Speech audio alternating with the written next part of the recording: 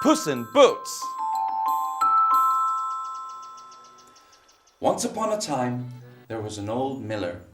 Now, the old miller is a man who works in a windmill making flour so that everybody in the village can have bread to eat, and cakes and pasta and pizza and all of those lovely things. But this miller was very, very old, and one day he knew that the end was coming. And so he got his 3 sons, and they stood by his bed, and he was very tired and very weak, and he said, "To my first son, George, I leave you my windmill, so that all of the people can have flour, so that they can have bread and cakes and pizza to eat. To my second son, James, I leave my donkey, so that you can help George with the windmill. And to my youngest son, John, I leave you my cat." "A cat?" said John. "Just a cat? George gets the windmill, and James gets a donkey. Oh, and I get a cat." "Oh," said the miller. "You don't understand, John. You see, the cat, it's very special. It's a magic cat." Well, John wasn't very happy, but his father went away, and John took his cat and went back into the windmill and sat on the sofa and watched television for a week. "What am I going to do with a cat?" He thought. "It's just a cat. It drinks milk and it goes meow. Oh well." And nothing happened until one day, suddenly, the cat, out of nowhere, said, "Hello, my friend." What? The cat speaking to me? Said John. "Oh, yeah. I'm a magic cat. Yeah, I'm a magic cat. I can speak. I can do lots of things." "What? Like what?" said John. Well, I can make you a millionaire. Would you like that, What? Yes, I would, but how are you going to do that? He said, "Well, before I do anything, I need 2 things." He said, what do you need from me? He said, "Well, I need some boots, because my feet are very, very cold, and I need a hat." And John did just that. He got the cat some boots, and he got him a hat. And with that, the cat became Puss in Boots. So, John was very, very curious about how the cat was going to make him rich.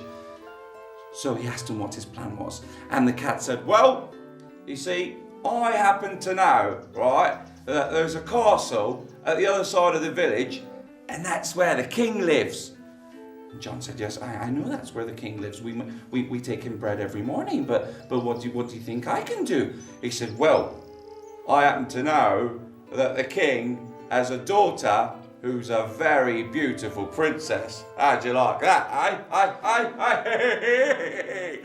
And John said, well, I know she's beautiful. I've seen her in the mornings when I take her the bread, but do you think she would like me? I'm just a poor miller's son."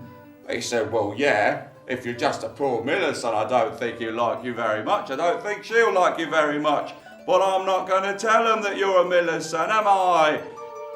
And John thought, well, okay, this is a very strange cat, and he does talk in a very strange way, but I think I trust him, because he looks very, very elegant with the hat and the boots. So he told the cat to go and do what he had to do, and off Puss in Boots went into the forest. So Puss in Boots was running through the forest, and what should he see but some rabbits? So he grabbed a couple of the rabbits and he put them in his bag, and off he ran to the castle as fast as he could. And when he got to the castle, he knocked on the door. Knock, knock, knock. And who should open the door but the guard of the castle? "Who is it there?" he said. "Why, I'm the servant of the Marquis of Carabas." "Who's the Marquis of Carabas?" asked the guard. "Oh, well, he's a very, very important man. He lives very, very far away, but he's come to live here now, and he's brought this present for the king. It's a couple of rabbits." "Oh, well, that's very nice of them," said the guard. I'll take these to the king, and we'll see what he says, shall we? So off went the guard with the rabbits to see the king, and before long, who should appear at the door but the king? And the king said, "Oh, hello, servant of the Marquis of Carabas. Yes, I know him very well. He's a very nice man, and he's brought me these rabbits, has he?" "Oh, yeah, he gives everyone rabbits. He's a very nice man, the Marquis. I love working for him. He's a great boss." And the king said, well, I would love to visit him. I would love to visit him and thank him for these lovely rabbits. Where does he live? And of course, with that, Puss in Boots got very nervous because, as you remember, John, who isn't really the Marquis of Carabas at all, he lives in a windmill, and that's no place for a king to go. So Puss thought about it for a couple of seconds. He said, "Oh, yeah, he lives in a castle. He lives in a castle far, far away in the other side of the forest. Yeah, it's a big, big castle, almost as big as this one. It's really nice, actually." And the king said, "Well, I'll definitely go to visit him, but thank you very much. Goodbye." And then with that, Puss in Boots ran as fast as he could back to the windmill, and it took him a day and a half, and he ran and ran and ran. He got in, he went, John, quick, come with me." He said, "What's wrong?" He said, "Well, the king's coming to visit." And with that, they ran off into the forest until they got to the river. And when they got to the river, Puss in Boots said, "Right, quick, take off your clothes and jump in the river." And John said, "But it's December, it was freezing." He said, "It'll only be 5 minutes, just jump in the river." And then John took off his clothes and jumped in the river, and just at that point, the carriage came along, the big carriage with the wheels, with the horses at the front, and inside the carriage were the king and the princess. And as soon as they got close, Puss in Boots jumped out into the middle of the road and shouted, "Help! Help!" And the horses stopped. And the king jumped out. He said, "What's the matter?" He said, "It's my master, the Marquis of Carabas. He's fallen in the river and someone's stolen his clothes. Please help him." And as quick as he could, the king ordered his guards to go to the river and save the Marquis of Carabas. And they did. They ran off and they took out the Marquis of Carabas. And the king told the guards, "Now, you must dress the Marquis of Carabas in the finest clothes, because he's a very important man, and he must dress in the finest clothes known to person." And he did. They dressed him in the finest clothes, and then they put him in the carriage to go back to his castle. And of course, when John stepped inside the carriage, and he saw the princess, and the princess saw him in the finest clothes that he had, it was love at first sight. So the king said, Now that we've saved you, I was actually coming to visit you. Could you please take me to your castle?"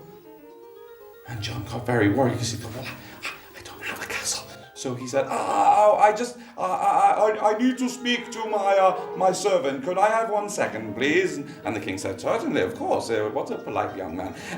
And John jumped outside and said, Puss, what are we going to do? Because I don't have a castle." And Puss in Boots said, "Okay, just try and make them go slower, but tell them to go down that road on the right. I'll run ahead and see what I can do." And he said, "Okay."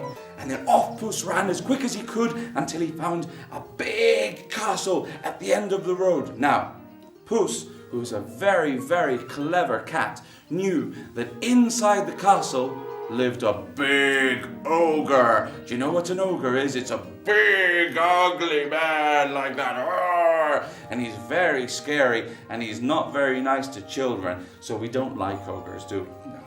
And he went and he knocked on the door because he's a very brave cat, Puss in Boots. And he knocked on the door. Knock, knock, knock. And the ogre was sleeping. And he doesn't like it when people wake him up when he's sleeping. He's like, "Oh, leave me alone." And Puss in Boots kept knocking. Knock, knock, knock, knock. Until the ogre opened the door. He said, "Who is it?" And he said, "Well, hello. I'm the servant of the Marquis of Carabas." And he said, "What do you want?" He said, "Well, I was just talking to the king, and they said that you are the most stupid creature in the whole land." And of course, the ogre got very angry, He said, I am not stupid. Who said I'm stupid? I'm incredible. I can do magic. And the cat said, I don't believe you can do magic. All right, show me some magic. He said, well, what do you want me to do? He said, let's see if you can turn into a lion. So he did. The ogre went, boom! And he became a lion. Big lion with big teeth. And the cat said, well, yeah, that's very good. Well done. That's brilliant, yeah. But, you see, the thing is, you're really big. And a lion is also really big. So that doesn't really impress me.